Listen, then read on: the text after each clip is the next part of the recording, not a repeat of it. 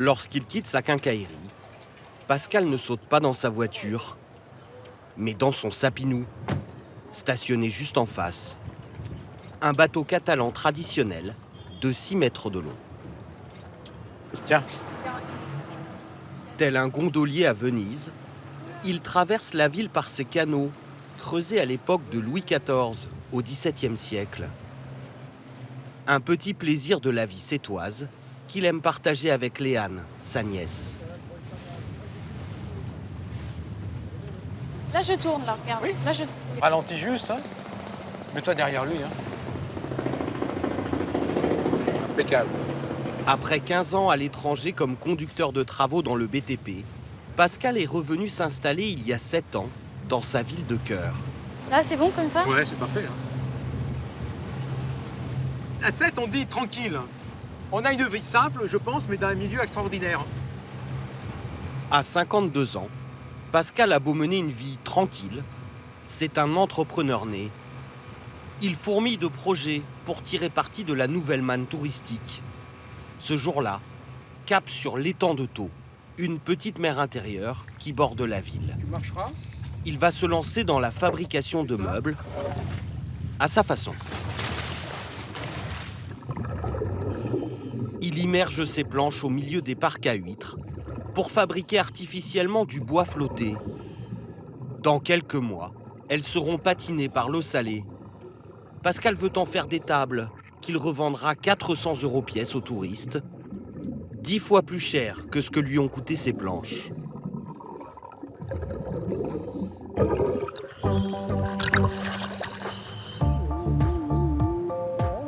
Entre l'étang de Thau et la mer Méditerranée, une presqu'île traversée de canaux. 7. La ville de Georges Brassens, premier port de pêche français en Méditerranée, s'est longtemps tenue à l'écart du développement touristique du littoral languedocien. Une petite cité préservée, authentique, un décor de cinéma idéal. Films et feuilletons télé s'y succèdent depuis 10 ans. Fier de toi. Qu'est-ce que vous faites? La série pionnière, Candice Renoir, diffusée sur France Télévisions, ou encore Demain nous appartient,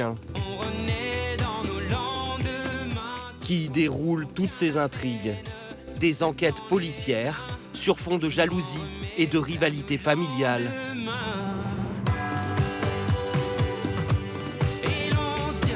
Entre 3 et 4 millions de téléspectateurs tous les soirs. La ville se retrouve sous le feu des projecteurs. Les touristes affluent. Bonjour. Et révolutionnent la vie des Sétois. Merci. Je me présente, je m'appelle Marianne et on va partir ensemble pendant 2 heures, donc sur les traces de la série quotidienne de TF1, qui s'appelle Demain nous appartient. À l'origine, Marianne est comédienne de théâtre. Alors, qui parmi vous a vu le premier épisode? Levez la main pour voir. Hey, pas mal du tout. C'était le 17 juillet 2017 à 7. On peut pas se tromper. Je vais donc vous inviter à me suivre parce qu'on va passer de l'autre côté de votre écran. Depuis 4 ans, elle est en représentation presque chaque jour devant 30 touristes en pèlerinage dans le décor de leur feuilleton. Vous voyez la voiture noire qui est contre le mur sur la gauche? Et ben c'est ici qu'Ulysse s'est fait braquer par la preneuse d'otage. Elle lui a piqué son sac à dos pour lui prendre les clés du Spoon. C'est juste là que la scène a été filmée. Nous, elle est tombée là-bas. Magali et Philippe viennent de Fréjus, des mordus du feuilleton. Elle a été renversée, elle n'est pas tombée. Elle a été renversée par la voiture, là, qu'elle a été hospitalisée. Donc on va chercher la tache de sang. Tout le monde reconnaît? Oui. Oui, c'est la rue. La rue de Tunis, c'est vraiment une rue typique de Sète, étroite et colorée. 50% des tournages ont lieu dans les rues de la ville. La guide dévoile les petits secrets du feuilleton. Bah, bienvenue au Spoon. Le Spoon, ça a été un véritable lieu de tournage. Et ça s'est arrêté en juin 2018 pour une raison toute bête. Vous voyez, il y a à peu près 6 mètres qui séparent les 2 trottoirs. Et bah, ils étaient systématiquement bloqués par les badauds qui venaient assister au tournage. Du coup, les voitures ne pouvaient plus passer. Donc la production a tout simplement démonté le décor pour le mettre dans les studios. Marianne a elle-même imaginé et créé ce ciné-tour qu'elle joue à guichet fermé.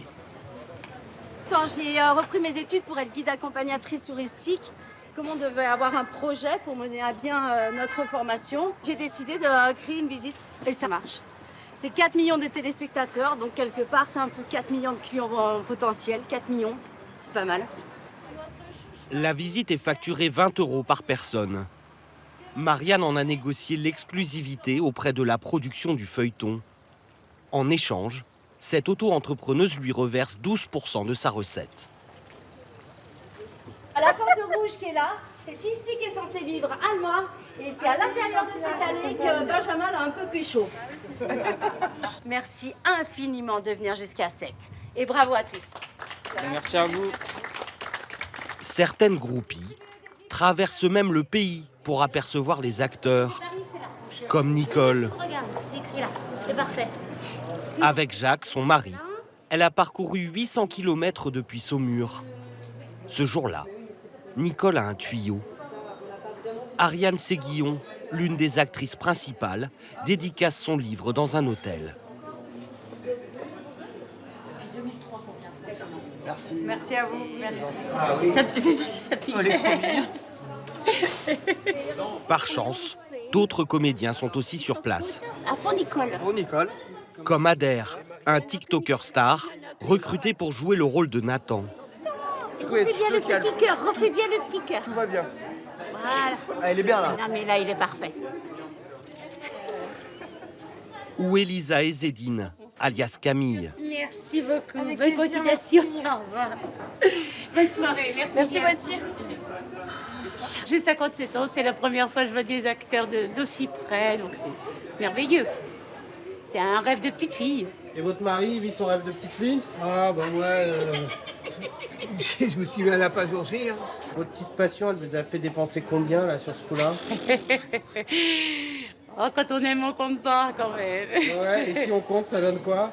Ouais, si on compte 1400 €. 1400 €? Ouais. Tout compris, hein, vraiment tout compris. Vous avez combien de budget mensuel? Lui, il a 1300, Et vous? 400. 440, exactement. Alors, ça fait 1 an qu'on met un peu d'argent de côté pour faire le voyage et tout. Ah ouais, c'est un gros projet en fait. Voilà, on se prive un peu, on se prive entre guillemets. Faut bien se faire plaisir dans la vie. Nicole et Jacques ont déjà prévu de revenir l'an prochain. Le feuilleton a aussi changé le destin d'Anne. Cette Sétoise de 40 ans, ancienne restauratrice, est désormais comédienne dans le feuilleton. Et elle n'arrive plus à faire ses courses incognito. S'il te plaît. Bonjour. Pas de souci. C'est gentil. Ah, merci beaucoup. Avec plaisir. Merci, au revoir. Vous la connaissez, monsieur? Ah, je connais toute l'équipe, moi. Christophe, postier à la retraite, ne rate pas un épisode. Vous voulez voir toutes les photos que j'ai? Ah bah oui, montrez-nous. Voilà. Ingrid, Julie, Clément, Emma. Ça, c'est Dylan. Dylan. Joachim, Alexandre. Ah ben vous les avez tous, hein? Parce que je suis fan et je suis même venu habiter ici à cause de la série il y a 3 ans, il y a 2 ans et demi. Ah ouais. Oh non. Si, je vous assure. À bientôt, au revoir. Au revoir. Souvent comme ça? Ça arrive. Ça arrive. Faudrait que ce soit un peu plus souvent même. Anne a changé de vie il y a 5 ans, lorsqu'elle est entrée dans les studios du feuilleton pour la première fois. Une ville dans la ville, bâtie sur le site d'une ancienne entreprise viticole. Sur 7500 mètres carrés, une quinzaine de décors, comme un hôpital ou un poste de police. Par là, vous allez au commissariat. Et là, vous allez au pôle coiffure, maquillage. Hello. Ça va, ma Juju? Dans le feuilleton, Anne est serveuse dans un bar, un métier qu'elle a réellement exercé pendant 12 ans. Tu les attaches en queue de cheval ou en... Ouais. Ouais. Oui, je crois qu'il y a des raccords en plus cet après-midi. Vous la regrettez, votre vie d'avant? Pas du tout. Ah non, je veux plus jamais retourner en restauration. Bah non, vous voyez bien, là je suis bien, je me fais coiffer, après je vais aller te surveiller sur le plateau. Vous pouvez pas regretter ce que je faisais avant, c'est pas possible. Le feuilleton emploie 200 permanents et 400 intermittents du spectacle, comme Anne. Les 2 tiers sont originaires du département, l'Hérault, dont le taux de chômage est l'un des plus élevés de France. On a de la chance d'habiter là et de travailler là. Ça, c'est vrai. énorme. Ouais, Ouais. Parce que moi, je serais pas partie à Paris. Hein. Je suis trop contente de travailler à 7. Bon, merci, ma chouchou. À plus. Allez, attention, on y va. Place de départ, s'il vous plaît. Anne est présente dans chaque scène tournée dans le décor du bar, le Spoon. Silence. Et moteur demandé. Allez, c'est clapé. Et action. Non, franchement, là, Bart, il a vu qu'il avait pas affaire à un rigolo, tu vois. Et je crois même qu'il était impressionné. À l'arrière-plan, elle fait le service en silence. Ouais, non, mais c'est vrai, t'as raison, ils viennent pour kiffer, pas pour être au régime. Elle a droit parfois à quelques répliques. Toi, reprends. Attention, c'est maintenant. Oui, prêt? Voici. Merci. Merci.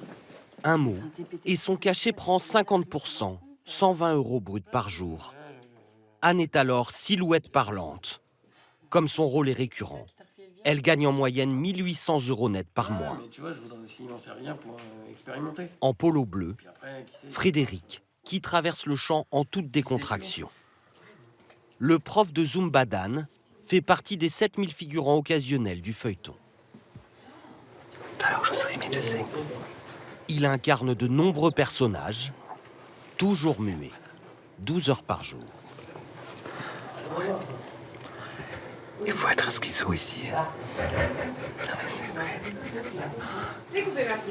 Silence, merci. Action. À peine le temps de changer de polo, Frédéric se retrouve attablé pour une nouvelle prise. Même que je l'ai impressionné. Mais c'est super, c'est exactement ce qu'il te faut. Et coupé. C'est coupé, merci. L'industrie du cinéma a permis à Marianne, la guide touristique, de sortir de la précarité après 20 ans de galère. Cette ancienne comédienne de théâtre gagne aujourd'hui 3000 € net par mois grâce à ses visites guidées. Elle a même pu s'acheter un appartement. Je m'attendais à ce qu'il soit plus lourd, j'ai fait là. 90 mètres carrés en centre-ville.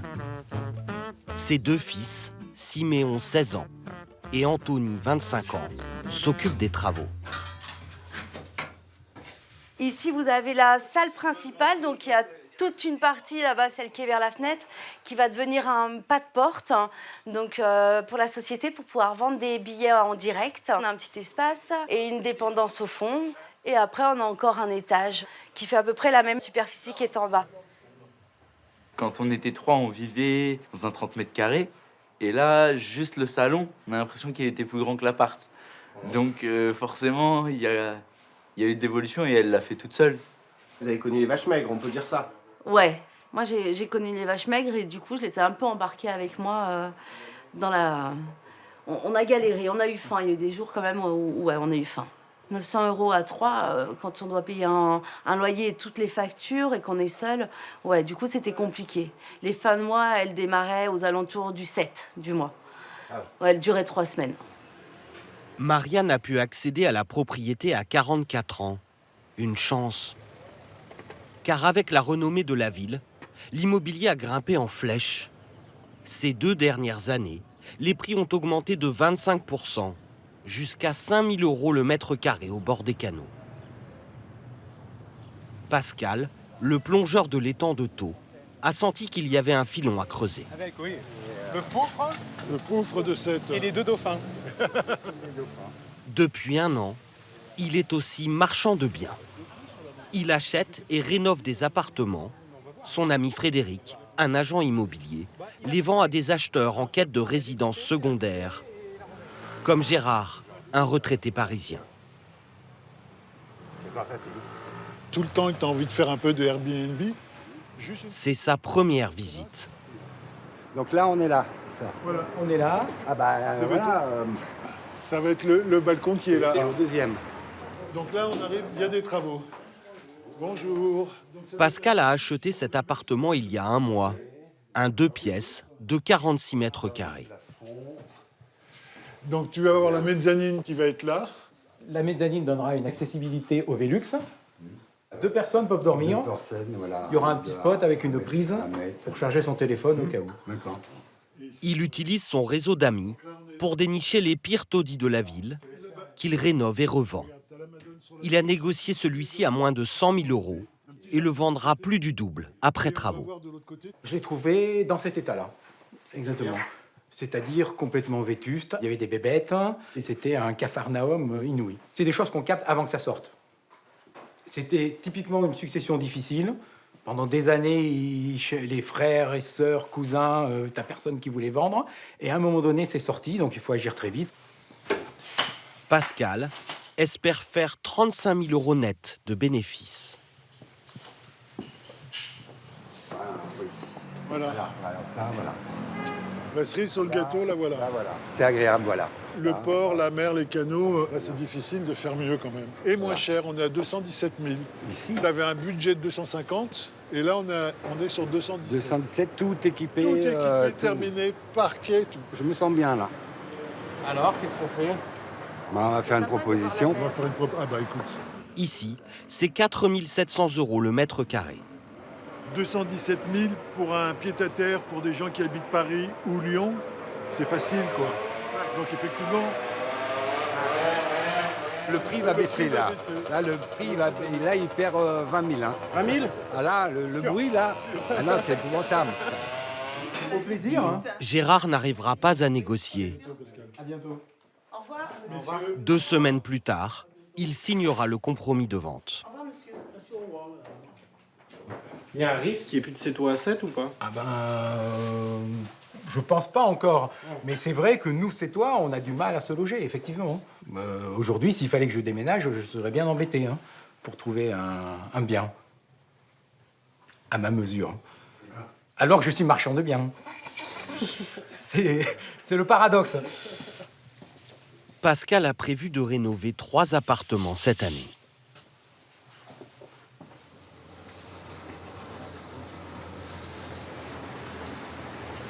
Toute l'économie locale profite de l'engouement pour Sète. Même les pêcheurs comme Michael.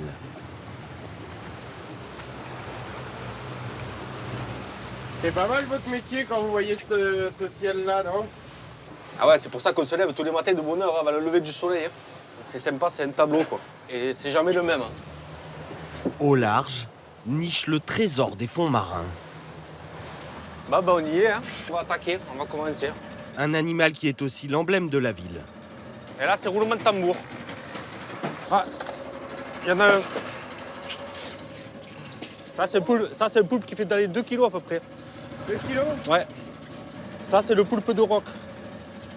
On le reconnaît parce qu'il a 2 rangées de ventouses. Et ça, c'est le meilleur? Ça, c'est le meilleur poulpe du monde entier. Son prix à la criée a grimpé de 30% en 2 ans, 14 € le kilo. Eh ouais, heureusement, il nous sauve. En 15 ans, la flotte sétoise a perdu 1/3 de ses bateaux. La demande touristique a redonné de l'espoir aux artisans comme Michael. Le poulpe, avant, il était mis de côté. Maintenant, là, il est pris dans les restaurants, il est pris un peu de partout. Il est à la mode, quoi, on va dire. Les chefs étoilés, partout le monde se met à le cuisiner, quoi. C'est ce qu'il y a de bien. Celui-là, on va le garder. Ça, c'est le truc typique de la pêche sélective. Ouais. Celui-là, on le garde. Et celui-là qui est beaucoup plus petit. Il est tout blanc? Il est tout blanc, c'est parce qu'il s'est adapté à la couleur du bateau. Déjà. Ah ouais? Il a déjà vu la couleur du bateau, il s'est adapté à la couleur pour se camoufler. Et quand il pèse dessous d'1 kilo, eh bien, on le rejette. Comme ça, au moins, il grossit, il a le temps de grossir et de se reproduire. Donc celui-là, on va le garder. Et celui-là, on va lui faire un bisou et on le rejette. Voilà. Il y en a un qui se fait la malle. Ah.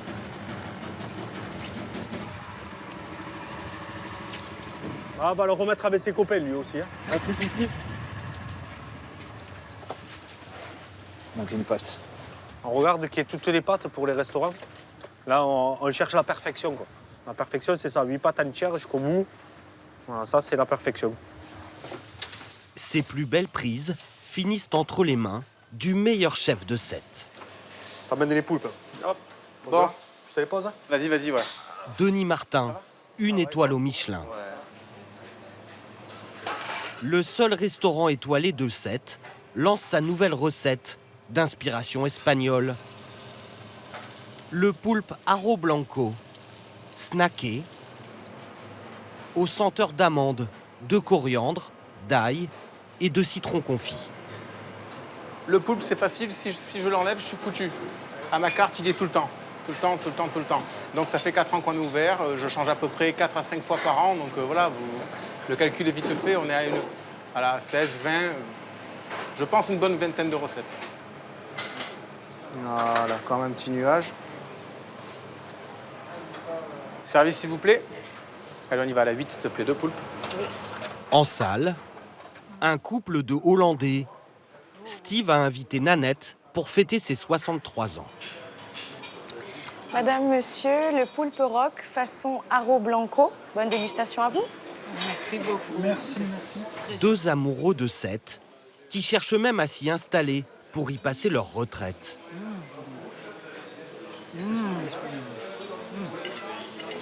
Le poulpe est également la star d'une spécialité populaire qu'on trouve à tous les coins de rue. La tielle. Importée par des migrants italiens à la fin du 19e siècle, cette tourte au poulpe fait la fortune de Cédric, ancien propriétaire d'un bar tabac glacier au Cap d'Agde. Alors, une tielle, c'est ça. C'est de la pâte à pain avec le poulpe en sauce tomate et dessus, on referme avec de la pâte. Ouais. On fait les quignons, la tielle mozzarella, de la mozzarella avec 4 olives noires.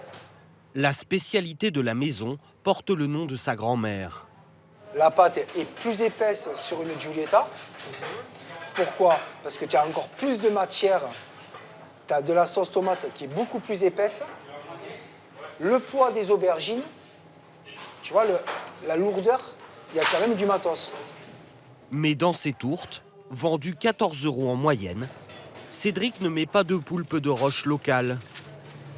Il achète chaque semaine 500 kilos de poulpe blanc importé d'Espagne, 3 fois moins cher.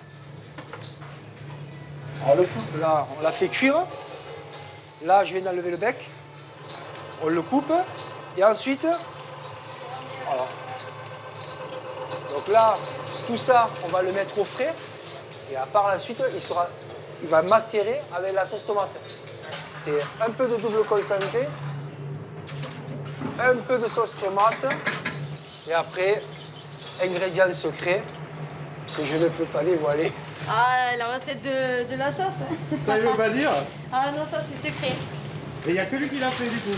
Oui, c'est ça. Et la pâte c'est secret aussi, on est 3 à le savoir. La recette, elle est chez mon avocat et elle est dans ma tête. Ah, vous l'avez posée, elle est vraiment dans un coffre, la recette. Ouais. Chaque famille a sa recette. Cédric cuisine celle de sa grand-mère. Giulietta était originaire de la région napolitaine. Elle est arrivée à Sète il y a un siècle. Elle n'a jamais voulu transmettre la recette. Avec son épouse Vanessa, Cédric a dû se baser sur ses souvenirs et ceux de ses parents, Pierrot et Michou, pour la reproduire. Tous les jours, il se mettait là, il essayait, alors avec le pétrin, et la sauce. c'était le petit pétrin, il faisait sa pâte. Ben, je prenais, je notais, jusqu'au jour où, hop, t'as la formule magique. Tu vois, comme Astérix et Obélix. On l'a mangé. Cédric et Vanessa ont ouvert leur première boutique il y a 7 ans. Tous les 2 ans, un événement leur fait battre des records de vente. Escale à Sète.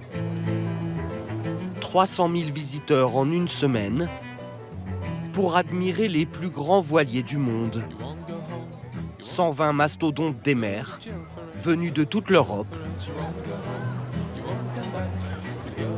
Un rêve pour les touristes. Une galère pour le livreur de tiel. Pendant l'événement, il fait une quinzaine d'allers-retours chaque matin sur son scooter, 3 fois plus qu'en temps normal. Direction les Halles de Sète. Attention, messieurs, dames. Attention, pardon. C'est là que Cédric et Vanessa ont leur deuxième boutique. Tu t'en occupes pas, tu repars, Pascal. Allez.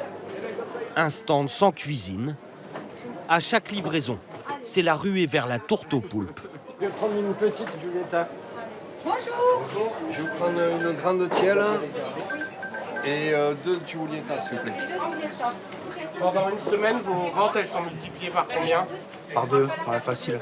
Une journée comme ça, c'est entre 600 et 800 pièces. J'ai commandé 2 tiels au nom de Verdun. Moi, j'ai commandé, enfin, mon ami est passé tout à l'heure. Patrice. Ouais. Ça doit être prêt, madame. Bon, super. En 10 minutes, tout est vendu. Il me reste une petite tielle mozza. Vanessa, une grande tielle pour la dame en commande, ça va être possible ou pas? Il faut appeler. Oui, attendez, je vais appeler. On 2 appelle secondes. de suite. Hein. Vous avez réservé, vous? Et non, on n'a rien réservé. On est arrivé en touriste. Vous venez d'où? On est d'Alès. On n'est pas très loin. Hein. Ah, d'accord. On n'est pas des vrais touristes. Oui, Adrien, est-ce que tu aurais mis une grande tielle à veine dans les plateaux? C'est bon, allez, super, la dame elle est contente. Allez, à de suite. Bisous, ciao. On est crevés. Franchement, on est crevés parce qu'on commence à 5 h du matin et la production va finir vers 4-5 h. Donc, ça fait quand même des bonnes journées. Mais on ne se plaint pas. Hein. Allez, c'est parti. Le couple a commencé avec un seul employé en 2015. Ils sont aujourd'hui 17 et ne parviennent pas à répondre à la demande. Cette taille, une Giulietta, c'est tout. Allez, à tout à l'heure, mesdames. Oui, oui, allez, faire un tour. Cette folle semaine a donné une nouvelle idée à Pascal. En plus d'être quincaillier, plongeur et marchand de biens, il a ouvert il y a 3 jours une boutique éphémère de décoration et de souvenirs pour profiter du flot des touristes. On est tombé sur un container, en fin de compte, qui est rempli de coquillages. Ouais. C'est des coraux qui datent des années 60. Ouais, d'accord. On a le certificat d'embarquement du container et tout. Et celle-ci, vous la faites à combien? 30. 30? Oui. Mon chéri, prends-en une, je t'en offre une. Merci, merci. Alors, l'idée, c'est que la population de Sète est en train de changer. Il y a des nouveaux Sétois qui arrivent, qui sont plutôt d'origine parisienne. Et on s'est dit qu'il y avait peut-être une place dans la déco, puisqu'on fait déjà de l'immobilier. Vous avez fait votre petite étude de marché? On a fait une petite étude de marché vite fait à l'apéro, on va dire. Hein. C'était pas non plus hyper technique. Hein. Pour ses stocks, il n'a pas de problème de fournisseur. Lorsque les objets ne sont pas chinés, ils sont tout simplement récupérés au fond de l'eau. Ça, on va fort de Sète, l'été, on pêche des galets, on les perce, et puis on met un lien, et après, ça nous fait un bloc-porte. 10 €, le caillou. En plongeant dans le canal, j'ai trouvé cette madone. Elle était posée au fond, comme ça, et elle était toute grignotée par la mer. 70 €, la relique. On trouve même une vertèbre de baleine, pêchée à Palavas par un chalutier. Mais sa plus grosse vente, ce sont les t-shirts dessinés par un artiste sétois, une exclusivité. Moi, c'est ce motif-là que j'aimais bien. Il est beau, il est très beau. Ouais. D'accord. Alors, vous avez quelle couleur? Cette couleur-là. Ben voilà. Si ça te plaît, c'est impeccable. Pascal ne vend pas que des objets.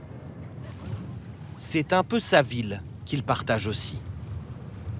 Il a organisé un tirage au sort pour ses clients.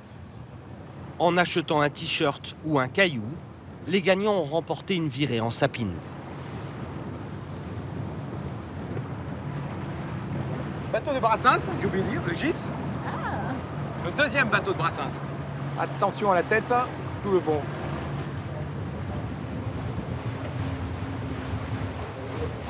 Alors l'idée, c'est faire les petits tours des canaux de Sète pour faire profiter et faire 2-3 photos. C'est un moment privilégié. C'est une manière de faire la promotion de la ville sous un autre regard, puisque là, on a beaucoup plus de recul, il y a moins de monde, et puis comme ça, ils reviendront nous voir, hein, au magasin et à Sète. Hein. Comment tu vas? Regardez, ça c'est le Bulgare. Il dit que l'économie Cette année, le rassemblement de voiliers a battu un nouveau record d'affluence. 400 000 visiteurs, 100 000 de plus que l'édition précédente.